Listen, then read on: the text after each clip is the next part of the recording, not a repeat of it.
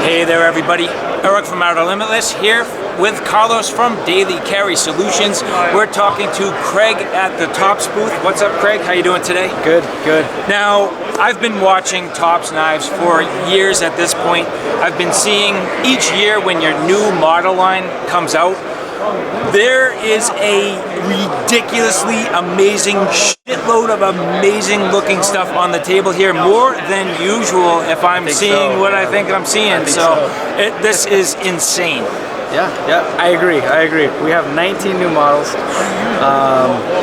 You're setting the bar, just so you know.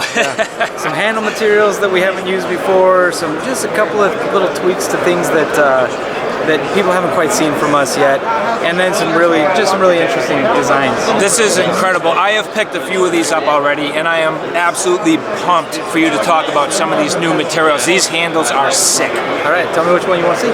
Let's see them all. I mean, First things first, I mean, as we go down through here, there's some things that I think I've seen in the past, but it looks like you have some new handle materials. Yes.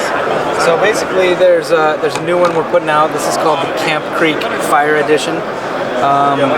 The blade is a little bit different profile from regular Camp Creek, but it's going to be the same steel. It's at S35VN. So what's different is the blade profile is a little bit wider. There's a little bit, the point is a little bit less pointy. Basically, a lot of people that skin out their animals, they don't want that really sharp point because they're going to puncture through a hide. So we've made that belly a little bit more, a little bit rounder, so there's a little bit less of a point, a little bit wider blade. Other than that, it's basically the same. But we've got on this one we've got a gray G10 handle with two black liners on there. That's pretty. It's gorgeous. I really like that with the red Cerakote. Just kind of a gorgeous finish. And then the other one has this material is actually called SureTouch G10. That is insane. That is what I'm excited for. And can I just grab that for a minute? Go for it. The first thing, when you get this in your hands, this is unbelievably grippy. And it's, would you call that a micro texture, or is that just kind of the way this material feels? Well, the reason they call it SureTouch, the OD green on this handle is G10. The black is rubber. Very cool. So that's what I'm feeling is the difference in those materials. That rubber adds a little bit of grip. Now, I'm not familiar with this. Are you really the first company to start using this, or is this sort of in the industry? The company that manufactures the material is definitely trying to push it out there to a lot of makers. I don't know if anybody else has anything production with this yet. But the material's new as of, I think it was around November when they started showing it off. Oh wow! So it's very new material. And for everybody out there, this is something definitely to pay attention to if you're looking for that good positive grip and something that just feels really great in your hands. This is going to do it for you. Now, with this Camp Creek, this is something. Has this become one of your sort of more popular selling models at this point? As far as hunting knives go, I would say yes. The Camp Creek just was such a great design that it sold. We sold a lot of those last year. The thing I think that's happening is we're starting to reach more hunters out there that are looking for a high quality American-made tool, and we've had great hunting knives for years. I mean, the Viper Scout is amazing. I'd say underrated. A lot of people don't talk about that knife. It's underrated. I love that knife. We've got plenty of hunting knives that are really good. But I think what the Camp Creek was, just the timing was really good. It's S35VN. It's a very high quality steel. You know, we used kind of a 3-color G10 on the original one. That stood out really well. It spoke to a lot of people, and so hunting knives, people are starting to take a second look and be like, wait a second, these guys have a lot of hunting knives. Right. Yeah, you're not a tactical company. You're across the board. And so now that you're talking about hunting, I noticed this. Is this going to be a Bushcraft notching knife, or is this a bone saw? That is meant to be a bone saw. And actually the plan is that will be sold with this or separately as a set. We're calling it the Muley Kit. It's got that. We've got the SureTouch G10 on this one as well. These blades will be 154 cm stainless. Yep. There's a gut hook on the top of that saw, and then the saw itself has kind of a reverse grind. It's a little bit thinner on the spine than it is on the saw, so that will help avoid some of the binding. That curve for the relief. Exactly. Nice. Exactly. That's smart. Same handle and design. Yep, same handle, roughly the same length. Nice. And then basically we'll sell these either together. If people want to buy them separately, they can. The idea is that it'll be sold as a kit. Now, what steel is this? It's 154 stainless. Okay, good. Yeah. So, I mean, obviously, where you have blood, you can have a lot of cleanup. So, having a good stainless steel on this makes a lot of sense. Yeah, and 154 when it's heat treated well. 154 will go head to head with some of the super steels out there. It's funny you say that, because when you say heat treated well, I've always said if you want a 154 blade that's been heat treated well, go to Tops. So Thank you. There you go. Thank you. I appreciate that. You nailed it. So what else we got? Another new material that we're gonna try it out a little bit and see how it goes is this one. So basically another hunting type design. This one does have a little bit more of a point for the guys that. That's awesome. What's cool about this one for me is that you can get this blade with that little hump right there. You can get that blade and you can do some things that with a little more narrow profile you maybe couldn't. But what's cool about it is this inlay is that's not regular cowhide leather. That's actually shark leather. Oh wow! But the rough.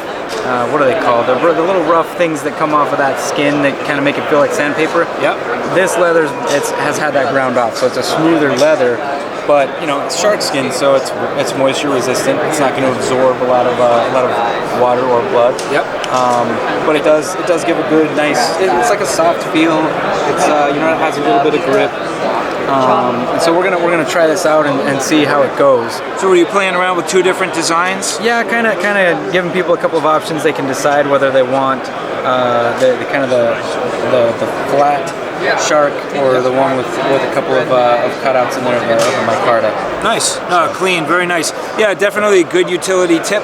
I like that it's flat ground. Got a good purchase. Nice where you index, your thumb goes in that perfect spot. It's going to give you a good belly.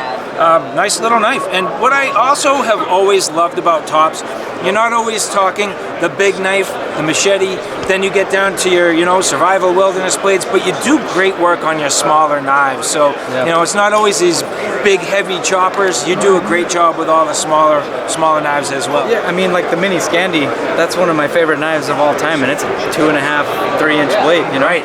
But speaking of larger blades, here we go. Here's the big stuff.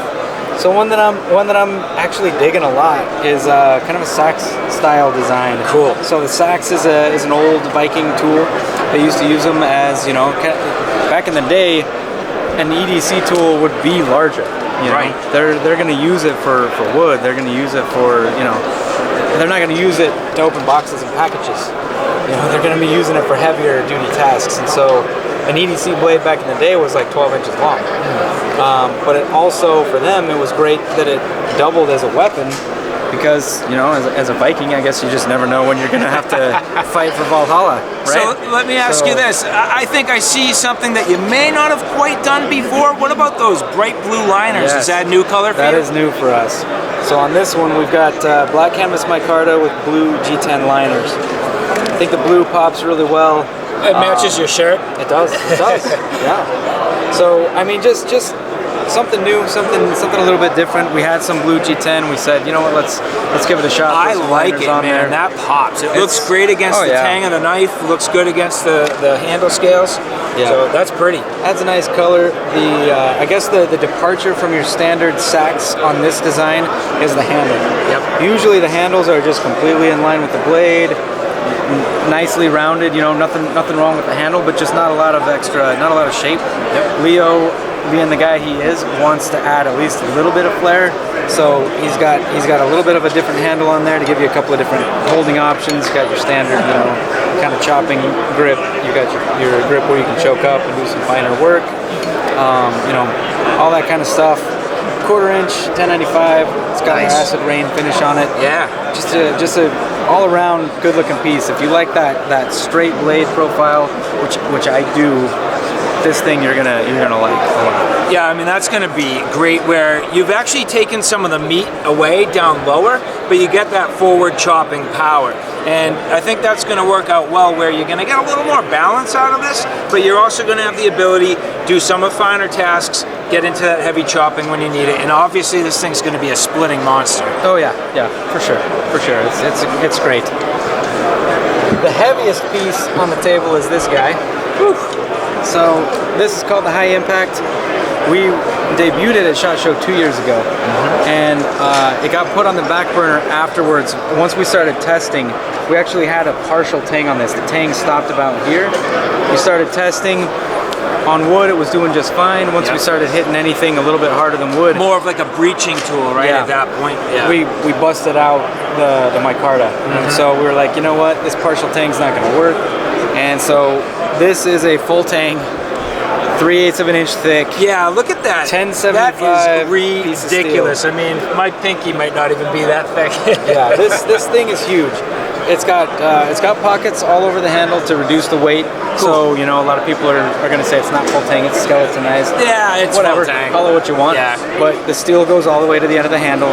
But the cutouts in the pockets actually helped balance it out pretty good. Correct. It's a little bit maybe forward heavy, which you want in a hatchet. Yep. So this thing works great with a one-handed swing. The handle's long enough, you can actually get a two-handed swing out of that. Oh, absolutely. It's a large hatchet. It's kind of in between hatchet and axe in size, is what I would say. Yeah. And it weighs 3.6 pounds. This is a serious piece of steel. There's no getting around that. But so obviously, nice coating, beautiful scales, nice liners, fit and finish as always. Nicely done. Very cool. Yeah. Probably the last new one we want to show you this right now, because we got too much, is this guy. It's called the Night Spike. We've never made a throwing knife before. This one, I would say, is a throwing knife. We're going to be a little different than your standard throwing knives out there. It's not going to be a soft piece of steel. It's going to be sharpened. You know, it's going to be a knife that you could actually use if you wanted to do that instead of throw it. Yep. So it's not like it's locked into one use.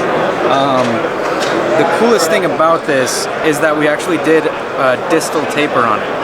So a lot of custom knife makers do this to get the balance right on their knives, where they'll take, we started at 1/4 inch and we tapered it down to 1/8 of an inch here at the end of the tang. That's done, custom knife makers do that. Right. Production knife makers don't really It's an do additional this. machining step for you. It's very difficult. Right. It took us a long time to figure it out and get it to be that smooth taper. So is this your first production knife with the distal taper on the handle? Okay, interesting. Yes. So we're actually even thinking about taking that taper even a little bit thinner down at the end, because we still feel like it's a little bit heavy on the handle side. Well, I'll tell you what, if you want to, you could probably give this to Survival on Purpose, and he'll put it on his high-tech balance rotational machine. He was here yesterday. And he was digging it.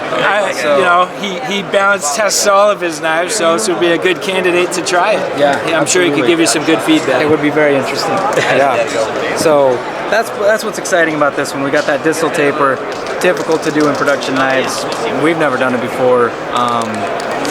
It's more of a custom maker thing, where that's how they dial in the balance on knives that would otherwise be handle heavy. Now I'll tell you, this is not just going to be a throwing knife. I mean, this has good utility purpose written all over it anyway, so very cool. Yeah, so there we go.